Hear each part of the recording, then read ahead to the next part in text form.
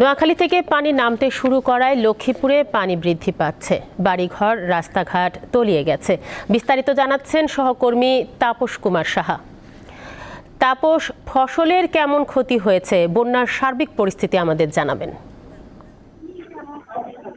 জি তানি, আপনি যেমনটি বলছিলেন, আসলে অব্যাহত বৃষ্টি এবং অতিরিক্ত পানির চাপে লক্ষ্মীপুরে কিন্তু দিন দিন নতুন এলাকা বন্যায় প্লাবিত হচ্ছে।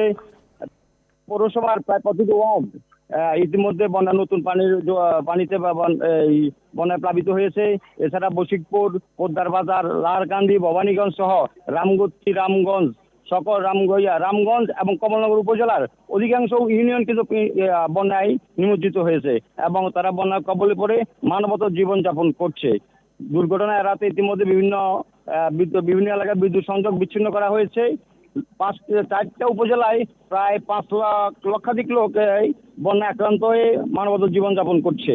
এদিকে আপনি লক্ষ্মীপুরে ইতিমধ্যে বিভিন্ন ফসলি ক্ষেত, পোল্ট্রি ফার্ম, মাছের গেট পানিতে বিলীন হয়ে গেছে। এছাড়া বিলীন হয়ে গেছে এবং আমি আপনাকে জানিয়ে রাখি, ফেনী, কুমিল্লার পানি যখন নামতে থাকবে নোয়াখালীর, তখন কিন্তু লক্ষ্মীপুরের পানি কিন্তু বাড়তে থাকবে। দিন দিন লক্ষ্মীপুর পানি বাড়ছে এই নোয়াখালী থেকে পানি আসার কারণে। এবং লক্ষ্মীপুরে বিভিন্ন 185টি আশ্রয় কেন্দ্র এবং সকল শিক্ষা প্রতিষ্ঠান উন্মুক্ত রাখা হয়েছে। এছাড়া মেডিকেল টিম কাজ করছে। তানিয়া, এই ছিল লক্ষ্মীপুর থেকে সর্বশেষ খবর।